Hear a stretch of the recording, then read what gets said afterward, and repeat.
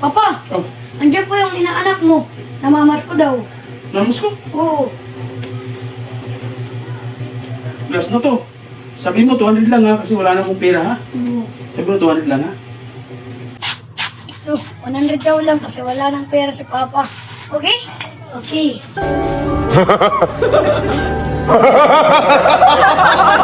Ay, bili na kayo, ukay! Uy, ukay-ukay. Uy, ma'am, kayo! T-shirt na lang yan. Meron ba dyan sa asawa ko? Oh, kasi yan, dalawa na lang yan. Panalaki yan. Ang laki naman ito. Ha? Ang laki. Malaki to? Hindi kasya. Hindi, kasi ito kapag nalaban to, liliit to. Uurong siya kapag nalaban, kapag nabasa. 3 beses mong manawan. Kasi nasawa mo kapag nalaban. Ito ba yan? Oo, umurong to. Liliit to kapag nabanlawan, kapag nalaban. Hindi, ito na lang akin. Ha? Yan na lang? Ang liit din. Hindi rin kasya to. Maliit to? Oo.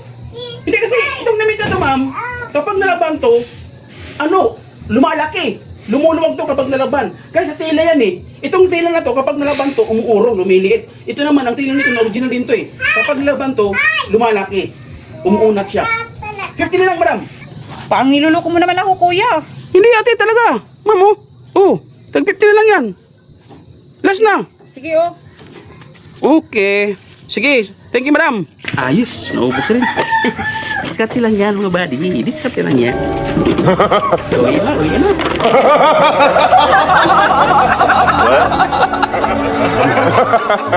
Kung sino ang unang makasagot sa tanong ko, exempted na sa akin. 95 na agad. Sige, sir. Okay yan. Okay yan. Sino yun? Ako yun. Yes, exempted na ako. 19 na ang grade ko.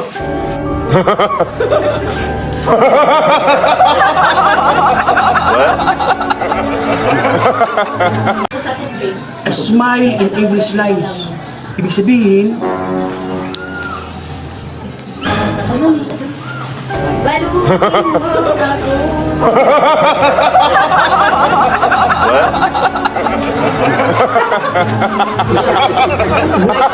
smile in every slice.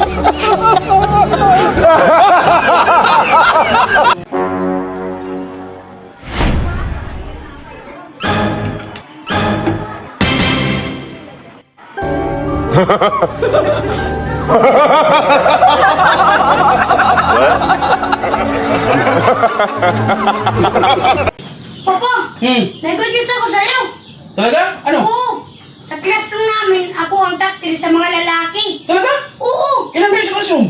30. O sige, punta ko bukas sa school nyo. Sige. Sige. Ije! Ije! Wala rito, nasa labas. Nasaan ba yung anak mo? Oh, ba't galit ka? Ano ba yung anak mo?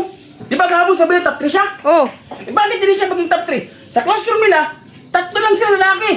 Top 3 siya. 30 sila. Yung top 3 na yun, nasa bottom. Ibig sabihin, siya yung panlast. kahapon kasi hindi mo klinaro. Yun eh. Akala ko kasi top 3 siya eh. Yung mula sa number 1. Yung para top 3 dahil 3 lang sila lalaki sa classroom. 30 sila. Tapos yung 3 nasa, nasa dulo. Yun ang akala mo. Alam ko na. Nasaan siya? Nasa labas nga. Naglalaro. Papa, pinapatawag ka daw ni Sir. Anong kalukuhan naman ang ginawa mo dun? Ba't pinapatawag ako? Ala, ba't ako? Baka ikaw pinapatawag.